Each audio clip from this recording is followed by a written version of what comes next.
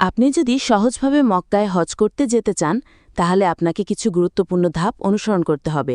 নিচের সহজ ভাষায় ধাপে ধাপে বলা হলো। প্রথম ধাপ, ইচ্ছা ও প্রস্তুতি নিন। নিজের অন্তর থেকে সঠিক নিয়ত করুন, আমি হজ করতে যাব আল্লাহর সন্তুষ্টির জন্য। শারীরিক ও মানসিকভাবে প্রস্তুত হন।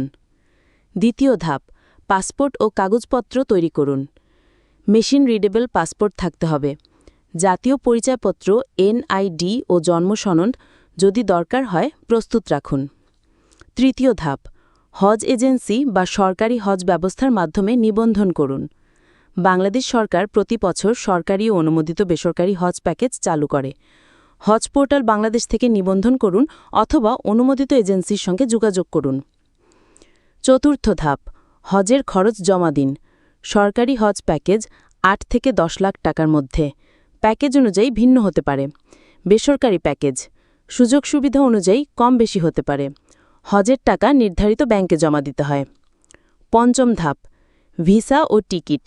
এজেন্সির মাধ্যমেই হজ ভিসা হয়। বিমানের টিকিটও তারাই করে দেয়।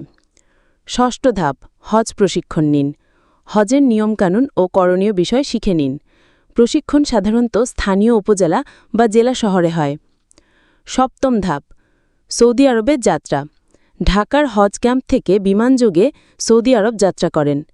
মক্কায় পৌঁছে হোটেলে উঠবেন এবং নির্ধারিত সময় মতো হজ পালন করবেন।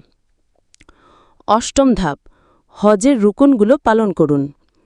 হজে যে গুরুত্বপূর্ণ কাজগুলো করতে হয়, ইহরাম বাঁধা, তাওয়াফ করা, সাফা মারোয়া সাই করা, আরাফাত ময়দানে অবস্থান করা, মিনা, মুজদালিফা ও কুরবানি, শয়তানকে কঙ্কর মারা, বিদায়ী তাওয়াফ করা। পরামর্শ, বিশ্বস্ত হজ এজেন্সি বেছে নিন। হজের আগে শরীরের যত্ন নিন। ইসলামিক শিক্ষার আলোকে হজের উদ্দেশ্য পরিষ্কারভাবে জানুন। এই ভিডিওটি দেখে আপনার যদি হজ করার ইচ্ছা থাকে একটি লাইক দিন। আপনার বন্ধুদেরকে শেয়ার করে দিন।